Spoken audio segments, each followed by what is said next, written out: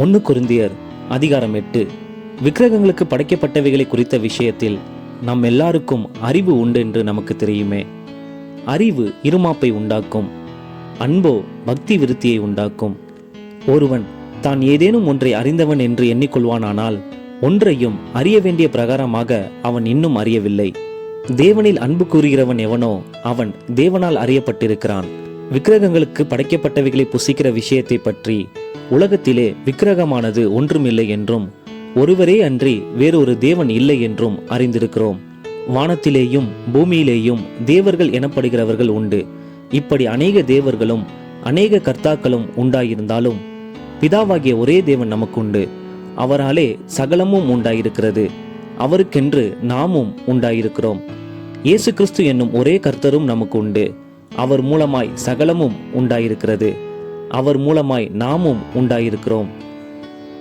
ஆகிலும் இந்த அறிவு எல்லாரிடத்திலும் இல்லை. சிலர் இன்றைய வரைக்கும் விக்கிரகத்தை ஒரு பொருள் என்று எண்ணி விக்கிரகத்துக்கு படைக்கப்பட்டதை புசிக்கிறார்கள். அவர்களுடைய மனசாட்சி பலவீனமாய் இருப்பதால் அசூசிப்படுகிறது. போஜனமானது நம்மை தேவனுக்கு உகந்தவர்களாக்க மாட்டாது.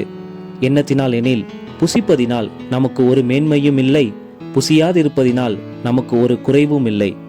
ஆகிலும் இதை குறித்து உங்களுக்கு உண்டாயிருக்கிற அதிகாரம் எவ்விதத்திலும் பலவீனருக்கு தடுக்கலாகாதபடிக்கு பாருங்கள்.